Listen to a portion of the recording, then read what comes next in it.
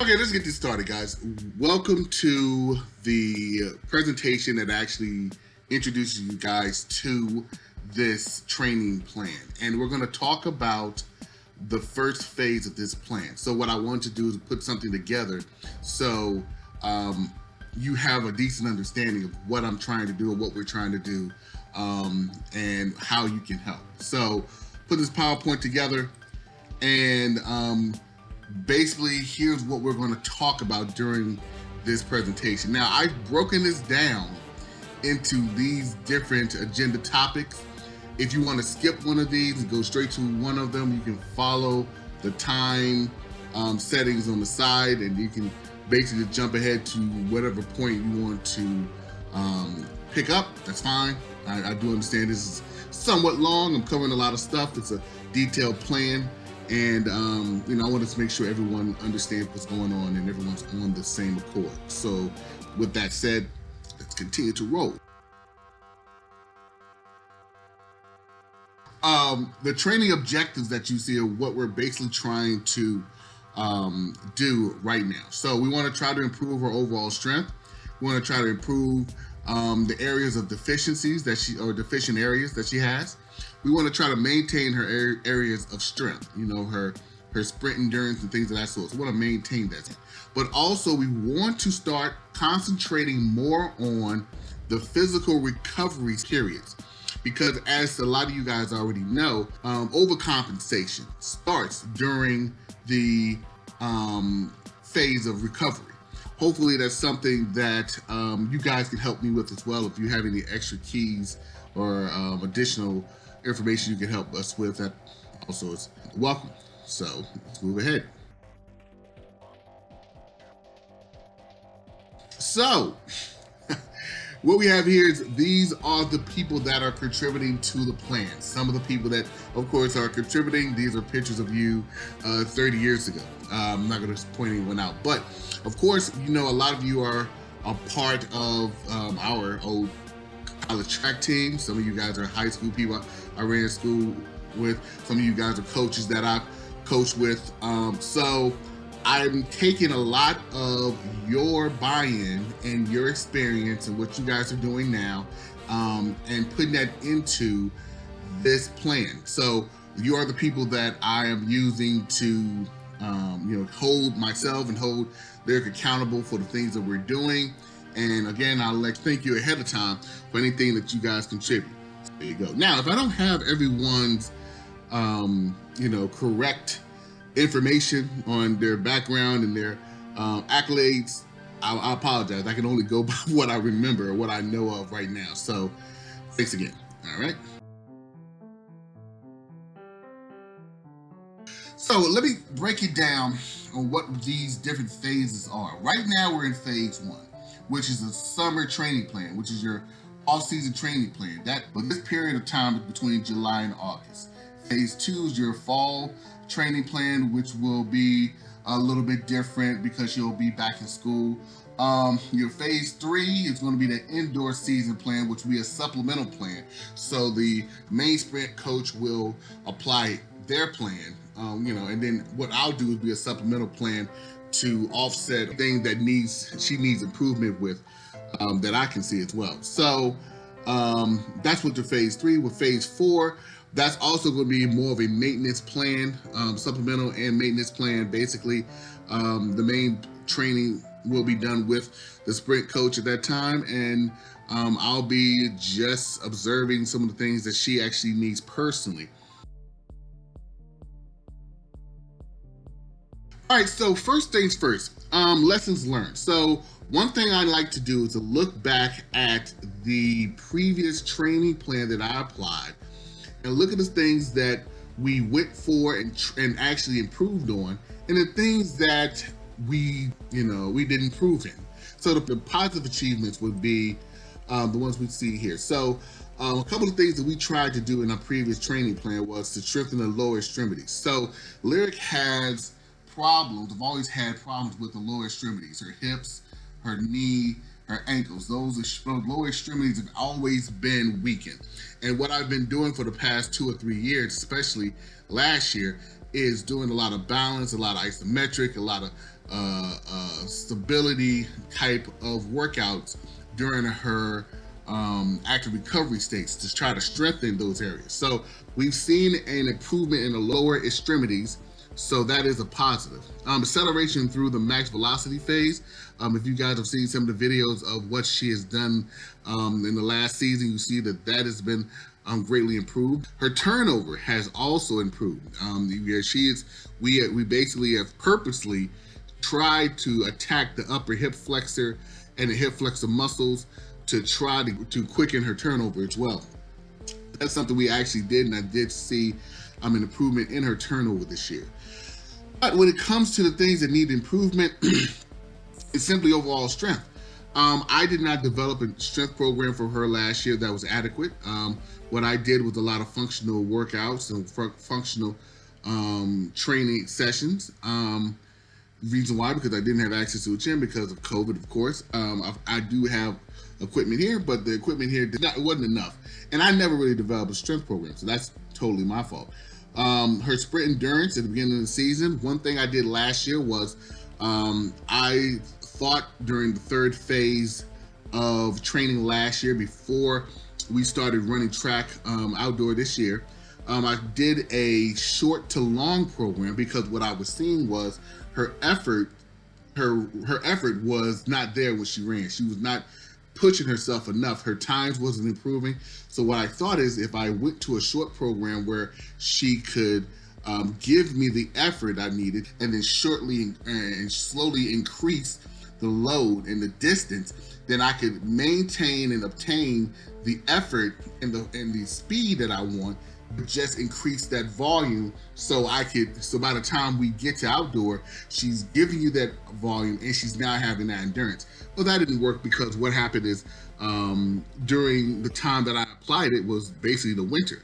So trying to get outside and trying to get her to do the workouts you need her to do when there's winter weather, when it's cold weather and things like that. And I also blaming myself, I didn't push her hard enough to get those things done under what we should have done. That was one of the reasons why when she started the season, her sprint endurance wasn't up to what it was. So totally my fault. These are things that I hold myself accountable for, and we'll work towards improving with this plan. Right? All right, so one thing that we do before and after a season is we do physical assessment tests. We basically do a series of activities to see where we are physically. And we did one of these assessment tests just recently, back in June. Prior to that, we did one in February of 2020, right before the pandemic. And I reassessed her right in June. That was right after the outdoor high school season. And these are some of the results. You can see that, yeah, her running endurance went up slightly. But if you look at her running endurance from August of 2019, and that's this blue line here, her running endurance was much higher then than it is now. So we actually have seen from 2019 to 2020 a 40% drop in her running endurance. And what I do for my running endurance, I basically put her in a situation, put her on a treadmill at a slight incline, and have her run at a certain rate for a certain amount of time to see how long she can maintain that, she can stay on the treadmill. And when she can't do it anymore, she jumps off. That's the time in which we set. So what it shows is that, you know, from the time that she was 13 to when she turned 14, it dropped significantly. And just now after the season, it improved slightly, but not back to where it was when she was 13. So if her running endurance or anaerobic endurance is still not at that point, I'm still believing that that's a key thing that I have to pay attention to. As you can also look at the explosive and reactive applied metrics, there's no change from last year to this year. So that means explosiveness is not there. So what that's telling me is that the explosiveness is not there because I didn't pay attention to it.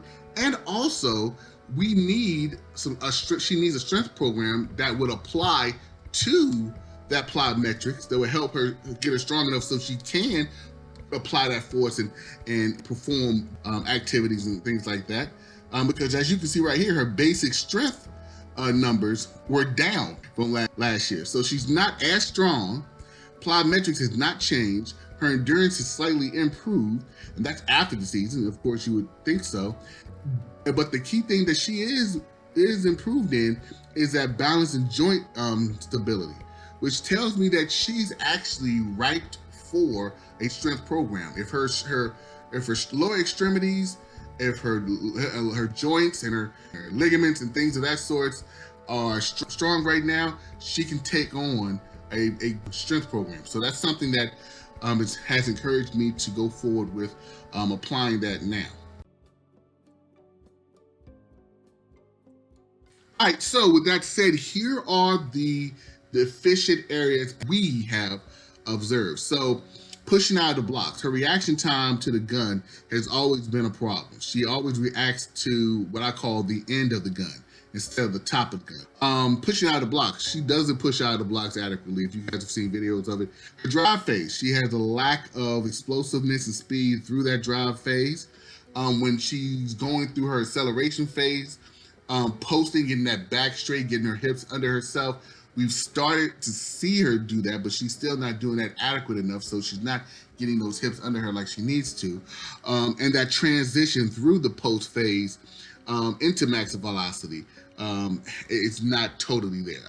Curve execution, she still can't run the curve. What she does a lot of is she keeps letting the centrifugal force push her to the outside lane instead of staying to the inside or working an angle that works for her. So we're going to do a lot of curve execution work during this phase.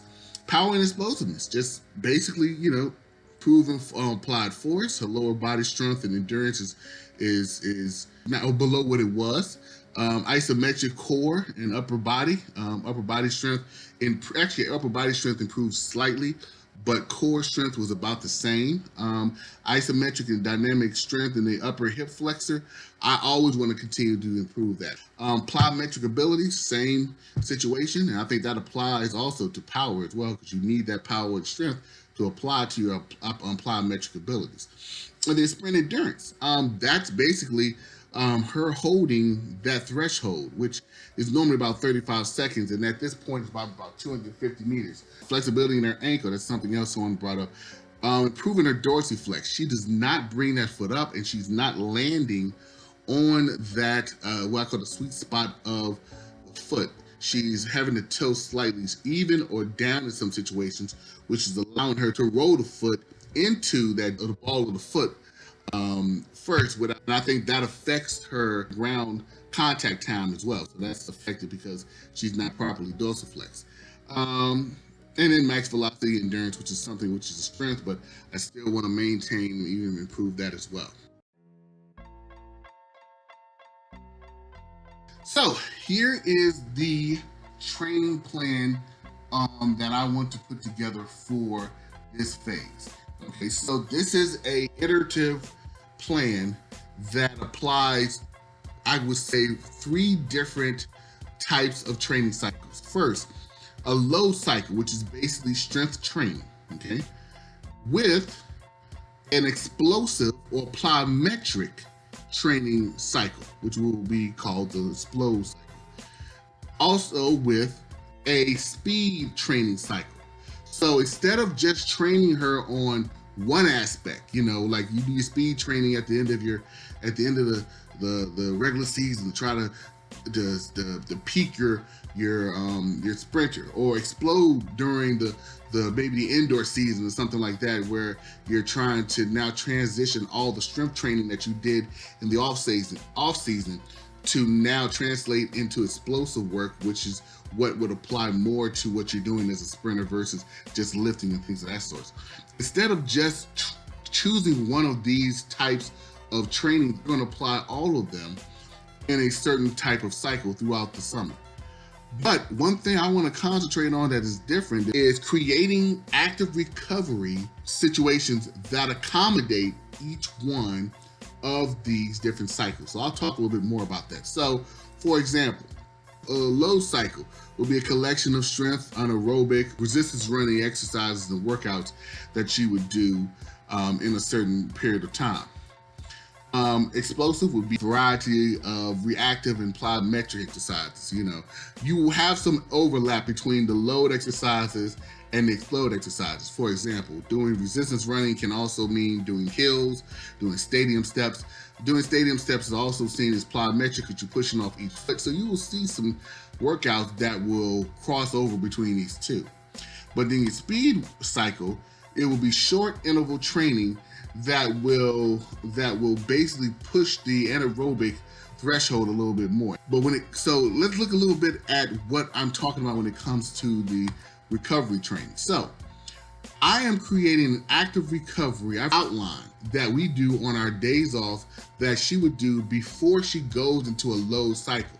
So what that recovery would do is basically have her have an active recovery, but at the same time, it would do a workout that would help her prepare for the strength cycle and the things you're doing in the strength cycle. For an example, active recovery, she would do some stretching, but then also she would do some yoga. Yoga is isometric strengthening and eccentric exercise that will help her with the load cycle. Same thing with the explode recovery. Active recovery, but now we're going to do some exercises that helps you prepare for the explode phase. So in this situation, if she's going to do a lot of plyometrics here, a lot of jumping here, we start doing a lot of isometric workout during the explode phase, just to prepare her body for what's coming up in that cycle. And then the go phase, same difference. We're going to recover her. At the same time, we're going to do some counter exercises that will help her with the explode phase, some isometric core workouts, some things of that sort. So that is what the plan is. But let me show you what I'm talking about when it comes to a full iteration. So how I would line it up is, first we would have an active recovery, a load recovery. And after doing the load recovery, we would then go into the load cycle, as we were speaking of before. After the load cycle, we would go into an explode recovery state, then go into the explode training cycle. Then from there, go to the go recovery state, and then after that, go to the go cycle. So this would represent one iteration of the workout that we're doing. We're putting all that together into one iteration and then continue to repeat that over and over again. So just to give you guys a better understanding of some of the exercises and some of the workouts that we will do during each one of these different cycles, let's look at each one. Let's look at what we would do during the strength phase. Here's some examples. So, during the load phase. So during the load phase, again, like I said before, resistance running, bench, sprint drills, sprint endurance workout, heavy eccentric movements in the gym. So when I'm in the gym, I don't work a muscle, I work a movement. So that's the key thing I'm looking at. So we're going to try to emphasize her in the gym doing a lot of explosive eccentric exercises with a isometric or with an isometric concentric counter, or try to move away from doing a lot of concentric movements altogether, because I don't want to build muscle mass. I want to strengthen that muscle eccentrically anyway. And doing a lot of pyramid strength sets as well. Throughout the explosive cycle, here's some of the things that we want to do here. Of course, we're going to be doing indoor functional plyometric workouts as well as some plyometric stuff in the gym. During the speed workout, or the go cycle, here's some of the things we're going to do. Now, in the month of July, we are in a situation where there are some off-season track meets that are available, and we'll be attending at least 3 or 4 of them in July, and we will use those track meets as our go cycle or our speed training. So she'll go through what she's normally doing every week, and then instead of us doing some of these exercises, she'll go to a track meet and perform. And when I'm talking about active recovery, here are some of the things that I'm speaking of. We have a whole program here when it comes to active recovery. Recovery stretch. We got an ice bath. We got a bath in the back, not just a regular bath, but an ice tub. We can put hot water in or cold water in. Compression sleeves. We got deep tissue massage with the gun. We got heat therapy. We got electrotherapy. We got a bunch of other things that we use during active recovery to make sure Lyric is fully recovered. Yeah, we put a lot of time and effort into it. But what you see right here is these are the exercises that we do to prepare for the next cycle. Here's just a great example of all of that. So what you're looking at right now is an example of what the cycle would look like. It would be normally an 8-day iteration. So it would always start off with 2 days of one cycle. So let's say we start off with the low cycle. It'll be 2 days. It normally will be 2 days with 2 separate exercises. There'll be, 2 separate workouts. A workout that's going to be outside, and then a workout that's going to be either in the gym or in the house or indoors, something like that. So the functional workouts, there'll be a functional workout or a gym workout and a on the track workout. Then you would have the recovery. That recovery would recover you from the previous state and also prepare you for the next state. So you got 2 days of your explode here, 1 day of recovery, 2 days of go, recovery, and then it starts again. So I believe again in making sure, and this is one of the biggest things that I don't believe I did last time and I haven't been doing consistently, and this is something I'm going to make sure I do, is making sure that I consistently keep measurements of what she's doing and how and if she's improving, because I need to make sure that we're not just out there running just to be running. And I like to see how the runner looks and how she's performing out there, and if she looks good, then and how she feels, it's a big thing. I want to continue to do that, but I also want to keep record of what she's doing, so we know when we need to change our path and do something different. So with that said, we're going to use these different measuring tools to measure improvement. So monthly physical assessment. So every month we're going to do a assessment like we've done before, which will measure her anaerobic endurance, her aerobic endurance, her reactive and explosive plyometric strength, endurance, isometric strength, and balance and stability.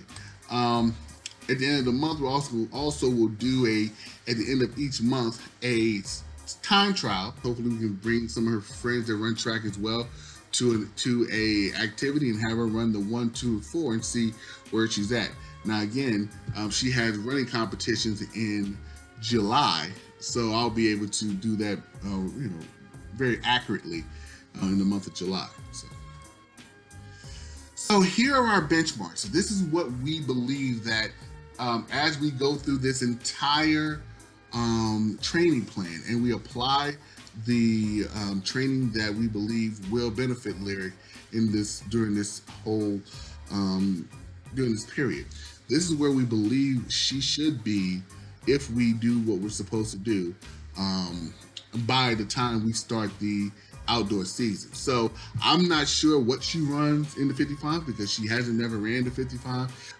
But here are the numbers that I believe she should be running. Now, the physical benchmarks that we have here will be reflective of what I just showed before with the assessments. So we believe that if she meets these physical benchmarks, the performance benchmarks can be met as well. So this training phase, there will be a bunch of documents that are created. So let me go through them real quick. So the first one I will go through is the summer training schedule. So let's pop that up real quick. So you guys will have access to this if you don't have already. And it's set up with a overall view. So right here, you'll see how we are laying out the different iterations, training iterations in a large form. So here you can see that, we're going to be going double load at the beginning of the week, explode, and then we're going to have a sprint test, which is basically a track meet at the end of the month. But if you want to know in detail what she's doing, you would go to the detailed months, which you see down here, and just scroll down and you'll see what she's actually doing. This tells you in detail exactly what she's doing on that day. So, and I normally try to get this updated at the end of each week. So for right now, what you're looking at, what she did the first week, and what we're about to do week 2. I haven't put that out there, but I'm probably going to do it after I finish this video. But here it just outlines, if you want to know exactly what we're doing, where we're at, and this also reflects any changes to the workout that we decided to. But this also allows you to click on reference training documents, so you can see when you see this type of workout what that workout actually is. So I would use this first to find out what we're doing and to get an understanding of what you're doing in that situation. Second document I'll talk about is your outdoor workout. So this basically shows you what we're doing on the track. We have different types of workouts here, but they all start with a basic shakedown. To really look at what we're doing and some of the workouts that we're referencing, I would go back here and look at these individual workouts. So right now, this is something we did the other day. We did broken 400s, 100, 150, 150s. And these are the times that we put down. So any time that she's running, those are the times I put down, put the date and everything like that. So if you want to know what she's doing, if you look on the calendar and you see that she did broken 400 over distance intervals, and you want to know how she performed in it, you would go to this document, look at it, find that workout, look at the date, and you'll see what she's done. Or you can just wait for me to tell you at the end of the month when I send out the end of the month progress report. Gym workout, same difference. So this is what we're normally doing when we get into the gym. Goes through the strength program that we're doing right now, but every program that we're doing within the gym it will be added here. So you can see that right now, upper body workout or lower body workout, everything that we're doing right now with our strength program we're putting here. We're putting down the pyramid state and how much she lifted. Right now, first week we started with the pyramid at 4, 2, and 1. So here are the weights and the weights that she's lifted. We're going to put that down for each week as well, so you can see exactly how she's progressing. Okay. I think, and also her functional workouts. These are basically the functional things that we do either in the house or in the gym. You would call those body weight range of motion types of workouts that strengthen all different aspects of her body. Let's see here. So we have a lower extremities. These workouts also will be work in progresses as well. So right, for example, right now this is her runner upper body workout with small dumbbells. So it just goes through what she does. Every workout has a counter motion. So what I normally try to do is if she's doing something, for example, that is isometric hold, she's now doing a dynamic or plyometric counter move to it. So she'll go from one to the other, then back to the next one, and go back to the other one. So you'll see a lot of workouts that will have the blue for the main and the red for the counter on them. So that's what we're doing with that. And then finally, the assessment tool. So remember I was saying that we're testing her monthly on what she's done and her progress and things of that sort. Where here is the actual assessment itself that's broken down into the different activities that she's doing. So the activities are here, descriptions are over here, the recovery time and everything like that. And then over here are the actual numbers that she's ran. And then what you see here in the yellow are the anticipated improvement, the ideal results that we want for the next time that she does it. And for the most part, what we're looking at is a 15 to 20% improvement by the time we get to March. Ideally, I'm looking at her improving in each category by 2% each month. If she follows that trajectory, then we will get to 15 to 20% in most of the categories that she needs improvement in. So that's what the yellow side here actually represents. What do I need from all of you guys? And for all you that jumped to this point here and that said, okay, Irv, I got it. What do you need? I need your experience. I need your eyes. I need your opinions. I need you to be raw with me. You know, I'm going to take in everything you guys say, but I'm going to apply what I believe is best for lyrics. So I don't want you to take that to heart, but I'm open to everything that you guys are saying. Of course, if I wasn't, I wouldn't have made this or done this or asked this.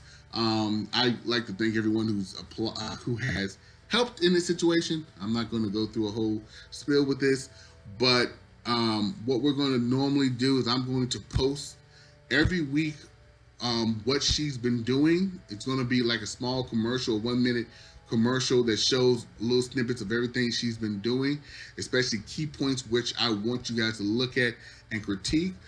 Every month I'll have a meeting with her that goes through what she needs, what she's done and what she needs to work on. Every week we have a meeting as well, but I don't want to add that because you guys probably don't care about that. But I'll keep you guys posted on things that she's doing, activities that she's doing, and I would like you guys to either put comments about what you think she needs to work on in the comment area or just text it directly to me when you see it and just reference what video you're speaking of. All right. Well, if that said, this is a nice 40-minute video. Hopefully you guys stayed the whole time, but if you didn't and you caught the key points, that's all I care about. Thank you again. I've babbled enough. For some of you who didn't think I even talked, yes, I do a lot. And with that said, I would say thank you and good night.